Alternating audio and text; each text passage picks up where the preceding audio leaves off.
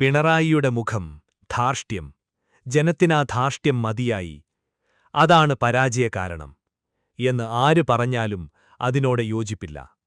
Party സെക്രട്ടറിയായിരുന്ന പിണറായിയെ ധാർഷ്ട്യത്തിന്റെ ആൾരൂപവും മകുടോദാഹരണവുമായാണ് ഇടത് പിണറായി വിരുദ്ധരായ മുഖ്യധാരാ മാധ്യമങ്ങൾ ചിത്രീകരിച്ചിരുന്നതും അവതരിപ്പിച്ചിരുന്നതും. അത്തരം മാധ്യമസൃഷ്ടികൾക്കിടയിലാണ് 2016 നിയമസഭാ തെരഞ്ഞെടുപ്പിൽ ഇടതുമുന്നണിയും പിണറായിയും മത്സരിക്കുന്നതും പിണറായി മുഖ്യമന്ത്രിയാകുന്നതും. അതിനുശേഷം 2017 അന്നത്തെ മുഖ്യമന്ത്രി പിണറായി മാധ്യമങ്ങൾക്ക് പ്രവേശനമില്ലാത്ത യോഗത്തിൽ നിന്ന് അവരോട് കടക്ക് പുറത്ത് എന്നു പറയുന്നത്. എവിടെയും കടന്നുചെല്ലാൻ സ്വാതന്ത്ര്യമുണ്ടെന്നും തങ്ങൾ മൈക്കുമായി വന്നാൽ ആരും ഓച്ഛാനിച്ചു നിൽക്കണമെന്നും തങ്ങളുടെ കാൽക്കീഴിലാണ് ലോകമെന്നും ധരിച്ചുവശായ മുഖ്യധാരാ മാധ്യമങ്ങളുടെ മുഖത്തേറ്റ അടിയായിരുന്നു അത്. അതവരൊരിക്കലും മറന്നിട്ടും ക്ഷമിച്ചിട്ടുമില്ല. തങ്ങൾ എവിടെ ചെന്നാലും ഉടനടി വാതിലുകളെല്ലാം മലർക്കെ തുറക്കണമെന്നും തങ്ങൾക്കെവിടെയും എപ്പോഴും കയറിനിരങ്ങാൻ സ്വാതന്ത്ര്യമുണ്ടെന്നും കരുതിവശായ മാധ്യമങ്ങൾക്ക് മുൻപിൽ സെക്രട്ടറിയേറ്റിന്റെ വാതിലുകൾ അടഞ്ഞു. മുഖ്യധാരാ മാധ്യമങ്ങൾ നീറിപ്പുകഞ്ഞു. മുഖ്യധാരാ മാധ്യമങ്ങൾക്ക് വലതുഭരണത്തിൽ കിട്ടിയിരുന്ന തണലും പങ്കും പ്രാമാണ്യവുമെല്ലാം നഷ്ടമായി. അവർക്ക് സഹിക്കാൻ കഴിയുന്ന അവസ്ഥയായിരുന്നില്ല അത്. അവർ ഇടതു സർക്കാരിനും പിണറായിക്കുമെതിരെ നിരന്തരം എഴുതി പറഞ്ഞു. പിണറായിയുടെ രൂക്ഷമുഖഭാവം കാണിക്കുന്ന ചിത്രങ്ങൾ മാത്രവും നിരന്തരവും കാണിക്കാൻ മത്സരിച്ചു. കൂലിയെഴുത്തുകാരെയും കൂലിച്ചർച്ചക്കാരെയും കൊണ്ട് ധാർഷ്ട്യമെന്ന് നാഴികയ്ക്ക് 40 വട്ടം എഴുതിക്കാനും പറയിപ്പിക്കാനും ഇടം കണ്ടെത്തി. ഭരണമേറി 2-ാം ദിവസത്തെ കരുണാകൻ സ്റ്റൈൽ കണ്ണിറുക്കലിലും പറവൂർ സ്റ്റൈൽ ചുണ്ടുകടിയിലും ഒരാളെ പൂക്കി സിഎമാക്കാമെന്ന് വിശ്വസിക്കുന്ന അവർ ഇടതിനെയും പിണറായിയെയും താഴെയിറക്കാൻ മുഴുവൻ സമയ സ്വയം സേവകരായി.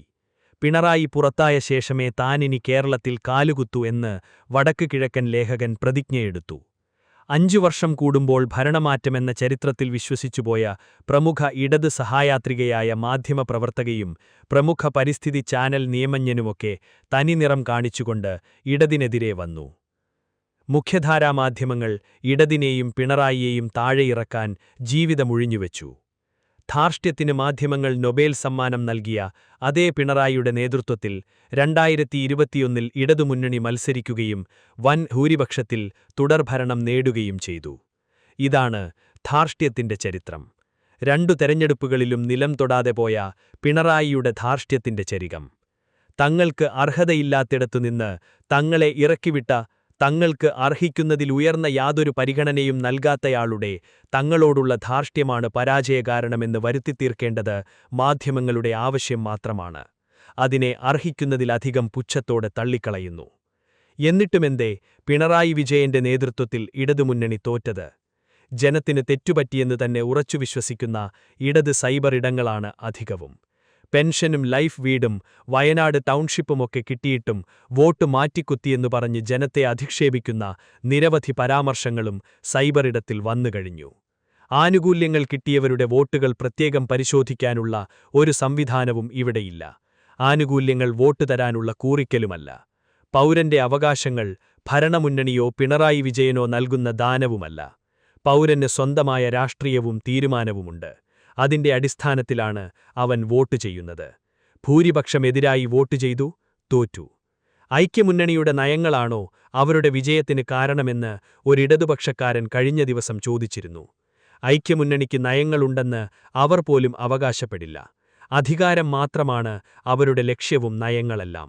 അതുമാത്രം. എന്നിട്ടുമെന്തേ പിണറായി വിജയന്റെ നേതൃത്വത്തിൽ ഇടതുമുന്നണി തോറ്റത്? പറയാതെ മനസ്സിലാക്കേണ്ട ഉത്തരങ്ങളാണ്. പറയാതെ മനസ്സിലാക്കേണ്ട കാര്യങ്ങൾ പറഞ്ഞാൽ മനസ്സിലാവുന്നെന്ന് കരുതുന്നില്ല.